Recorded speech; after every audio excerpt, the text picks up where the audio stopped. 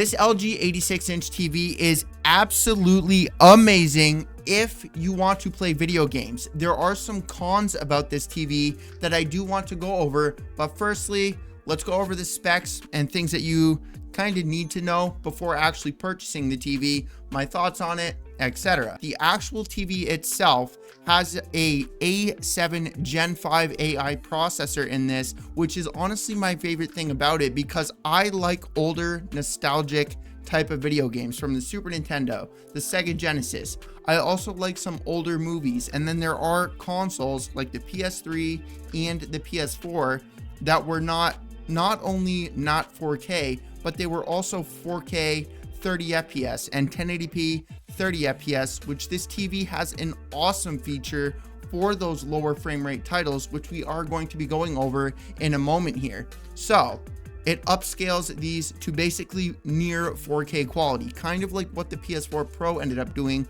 with their upscaling thing, where everybody was talking about how it wasn't an actual real 4K, it was a fake 4K, quote unquote. That's basically what this TV does across the board for everything. So it also has a 120 hertz refresh rate. I'm not sure if there's some sort of racing show over in Europe or something that you can watch 120 hertz, but as far as I'm aware, it's only for games that this is going to work for.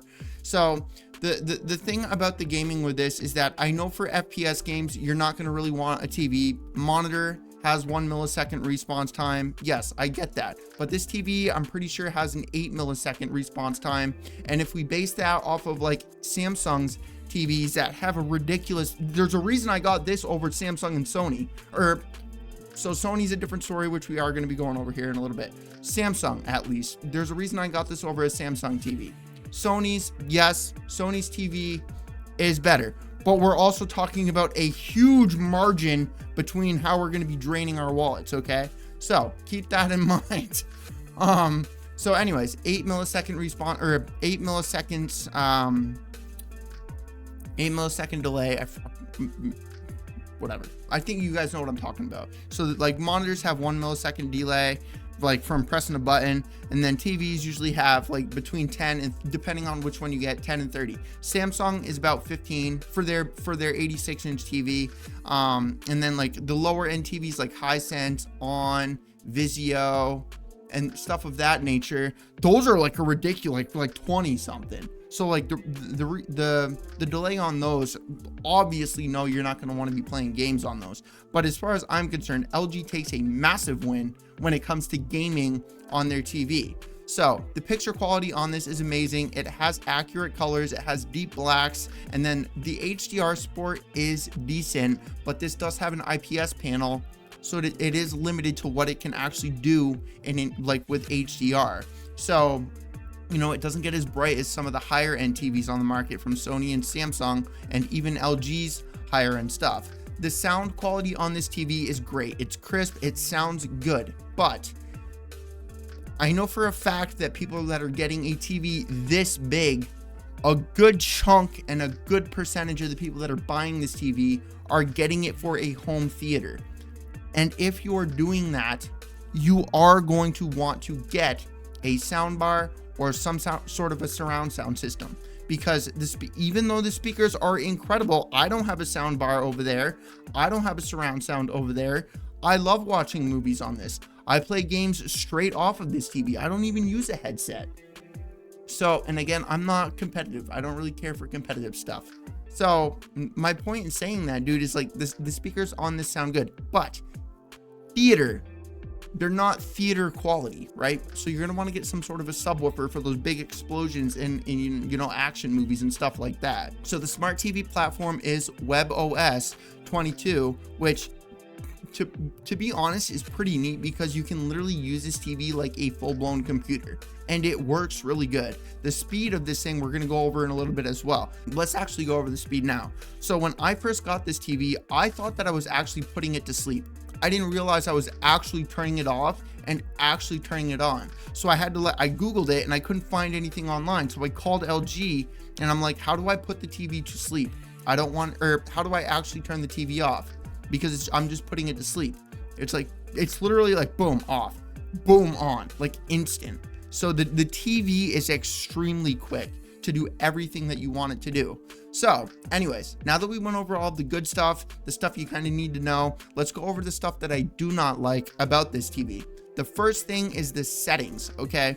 So I literally have 2 paragraphs here, but I don't even need to go too in depth with the actual script.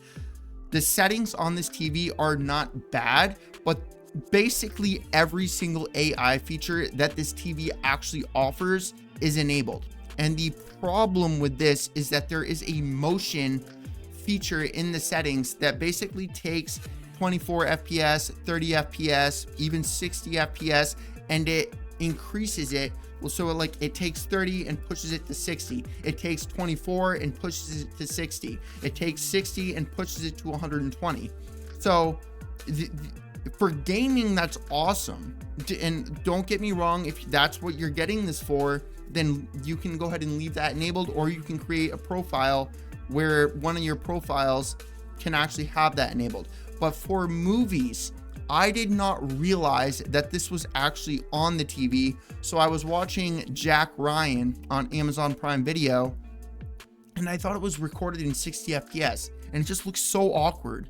And I was like, this is not enjoyable for a movie. I don't like watching this. And it was because this motion thing was enabled. But like, as far as the resolution and sharpening the edges, it's very cool. It is very cool to see that in action for like Super Nintendo and Sega Genesis and like GameCube. Like, it's very cool to see that, and especially with the more modern stuff, because I know this is gonna excite a lot of people. The Nintendo Switch. It upscales the Nintendo Switch to look good on a big TV. I understand playing it on little handheld 720p. Okay, it's not bad to look at when you're playing the Nintendo Switch on handheld. But when you plug it into a TV, dude, I understand the dock station or whatever. I'm pretty sure a good chunk of games are 1080p or 900p or whatever. But either way, it's not 4K, you know? And there's no denying that once you start looking at 1440p, regardless of the size of the screen, and then when you go from 1440p to 4K, like the monitors I got here, like it was just a night and day difference between 1440p and 4K. It's like 10 years ago, we were all watching 480p televisions, and we were all like, yo, this looks great. So if you look at the actual remote, the buttons are pretty squished compared to like other remotes. Like my hand is bigger than the remote. Like that's the reference size right there. Xbox controller, you know what I mean? So like using my sound bar because my monitors for my computer don't have a, you kind of see how the buttons on this are like super spaced out.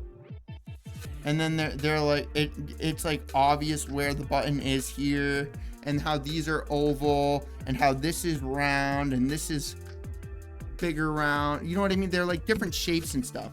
Whereas you look at this, and it's all pretty similar. It's all pretty similar, and not only is it all pretty similar, it's also pretty squished.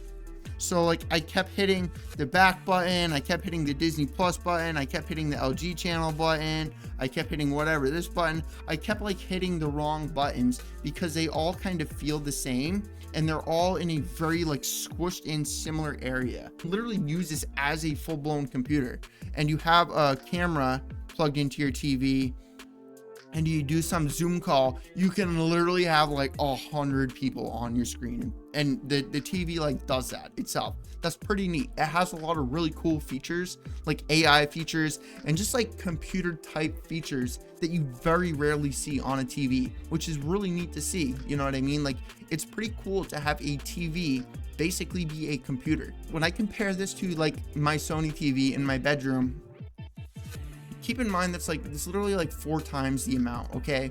And it's also like 26 inches smaller. It's a 65-inch TV. So you got to keep that in mind, bro. Like, it has an IPS panel. So because of the in-plane switching panel that this has, it does have a 120 hertz refresh rate, but it basically, IPS panels offer like better viewing angles when you're looking at the TV from different angles, but it has lower contrast. It has HDR limitations because of that lower contrast.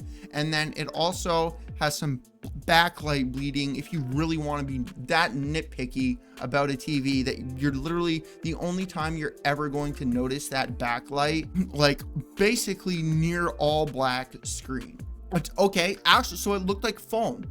And so I have some very high-end Sony cameras, okay? So I'm not saying that phone video is bad, and that's what I'm getting. The TV upscaling is not bad, but I'm really getting off topic here. But anyways, when you have a phone recording and you take this 4K phone recording and you put it on a big monitor, and then you take a Sony camera and the same 4K file and you literally compare the two, the phone recording is so sharp. It's so sharp. The TV kind of looks like, not to the extent of a phone. So if you like the quality of like a S23 video, the TV is going to be perfect for you. Overall, man, highly recommend this TV. I wouldn't have made a 20+ minute video going over everything that I genuinely like about this TV if I did not recommend this thing. I highly recommend this TV. It is super cool.